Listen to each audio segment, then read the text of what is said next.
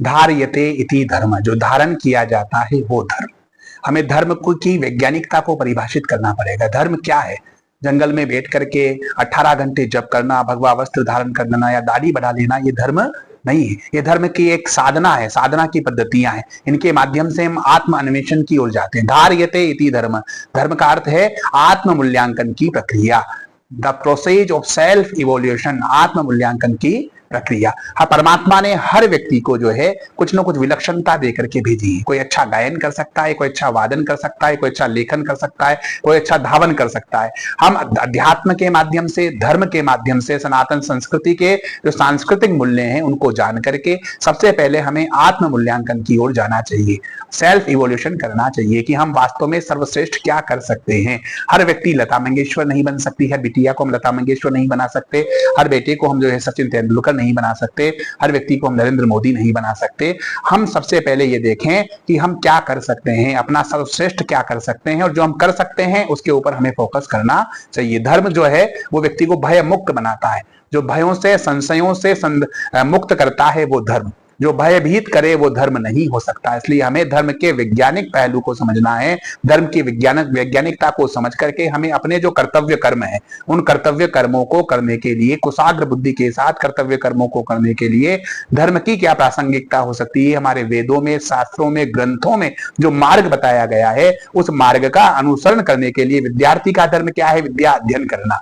एक चिकित्सक का धर्म क्या है? चिकित्सा करना, माला जप करना नहीं। परमात्मा ने उसे जो सामर्थ्य प्रदान किया है उस सामर्थ्य का उपयोग करके नर को नारायण मान करके उसको रोग मुक्ति का निमित्त बनना उसका कर्तव्य है। इसलिए सबसे पहला धर्म हमारे जो कर्तव्य कर्म है, हमारे कर्तव्य कर्मों को पूर्ण निष्ठा के साथ, ईमानदारी के साथ करना। और इसके लिए जिस तरह से हमारे भारत में देश चलता है संविधान से, उसी तरह से हमारे सनातन संस्कृति के लिए वेद, शास्त्र, ग्रंथ, हमारे पुराण, हमारे उपनिषद, हमारे महाकाव्य आदि, हमारे ऋषि मुनि तपस्वियों की जीवनचर्याएं हमारे लिए उदाहरण है। उनकी जो चीज हमारे शास्त्र अनुसार आचरण करके, गृहस्थ का धर्म अलग है, एक विद्यार्थी का धर्म अलग है, हमारे सैनिकों का धर्म अलग है, राष्ट्र का धर्म अलग है, और हम सबको मिलकर के इदम राष्ट्राय स्वाहा, हम राष्ट्र निर्माण में अपना क्या योगदान दे सकते हैं। जाति, संप्रदाय आदि व्यवस्थाओं से मुक्त होकर के हम राष्ट्र के लिए क्या कर सकते हैं, क्योंकि हमारी संस्कृति जीवित रहेगी, हमारा राष्ट्र सुरक्षित रहेगा तो हम सुरक्षित रहेंगे। हम अपने राष्ट्रीयता को विश्व स्तर पर स्थापित करने के लिए, भारत को पुनः विश्व गुरु बनाने के लिए हम सनातनियों को सबको मिलकर के एकजुट होकर के अपनी दिनचर्या को शास्त्रों के अनुसार आचरण करते हुए अपने कर्तव्य कर्मों को करना है। और हमारे राष्ट्र को निर्माण के लिए जो है धर्म की वैज्ञानिकता को समझना है। बाह्य आडंबरों से, कुरीतियों से, अंधविश्वासों से, पाखंडों से दूर होकर के हमें अपने कर्तव्य कर्मों को करने पर बल देना है, क्योंकि कर्म ही पूजा है। ज्योतिष ज्ञान है, ज्योतिष डराने का भी काम करते हैं लोगों को जी, उसमें क्या कहेंगे आप?